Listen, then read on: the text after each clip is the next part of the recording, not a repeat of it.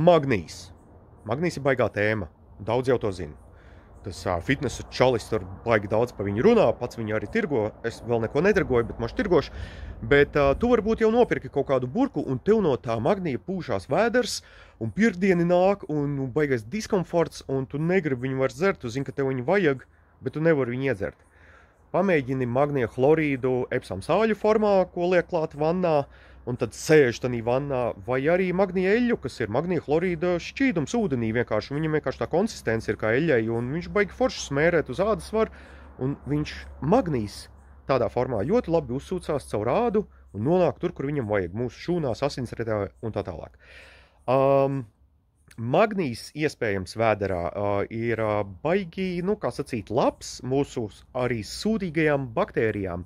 Un līdz ar to, ja tev ir kaut kādas problēmas tieši dzerot dažādas Magnija uzturbagātinātājs, tad pamēģini pārtraukt viņus dzert un pamēģini šos te variants. Epsom sāļi, Epsom tā Magnija eļļa, smērē viņu uz ādas, sēdi Magnija sāls vannās, nopērc uzreiz kaut kādu 10 kilogramīgo maisu. Un, jā, lai nav pa dārgo tur. Un nevajag nekādas krāsiņas, nevajag nekādas garšiņas pie tā parastākais Magnija chlorīds. Ļoti iesaku. Čivriu 72.